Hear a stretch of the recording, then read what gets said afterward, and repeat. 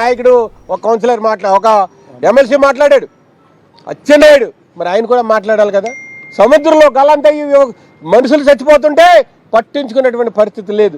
ఈ రాష్ట్రంలో రెండు సంవత్సరాల నుంచి మీరు ఇస్తానన్నటువంటి సూపర్ 6ని ఇప్పటికింకా ఇవ్వనటువంటి పరిస్థితి. మరి ఈ దద్దమ్మ ప్రభుత్వాన్ని మేము అడుగుతున్నాం, మీరు ప్రతి నెల ఆడబిడ్డ నిధి కింద 1500 రూపాయలు ఇస్తానన్నారు, సంవత్సరానికి 18,000 రూపాయలు ఇస్తానన్నారు.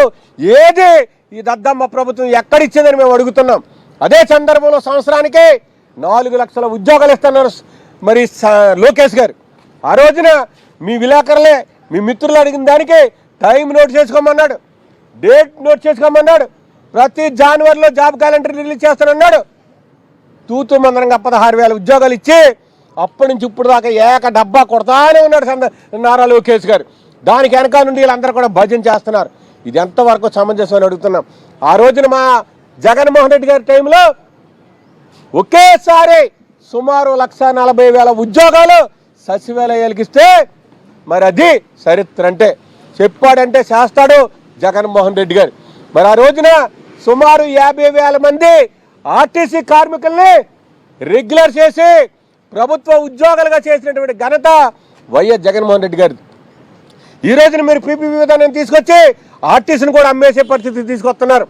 ప్రతిదీ కూడా అమ్మేసిన దాని మీద పీపీపీ విధానానికి మళ్ళీ ప్రభుత్వమే పెట్టుబడి పెట్టడం, ఇది ఎంత దుర్మార్గంగా ఉందో ఒకసారి ప్రజలందరూ గమనించాలని చెప్పేసి ఈ సందర్భంగా మనవి చేసుకుంటూ, ఏదైతే ఈ రాష్ట్రంలో జరుగుతున్నటువంటి అరాచకాల మీద, బీసీల మీద, ఎస్సీల మీద, ఎస్టీల మీద, మైనార్టీల మీద, అదే సందర్భంలో చిన్నారుల మీద జరుగుతున్నటువంటి అత్యాచారాలకి పూర్తిగా ప్రభుత్వమే బాధ్యత వహించాలి.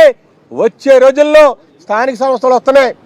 మరి ఇప్పటికే మున్సిపాలిటీ స్థానిక సంస్థల మీద ప్రభుత్వం సన్నద్ధం అవుతుందని చెప్పేసి ఈరోజు వార్తల్లో విన్నాం.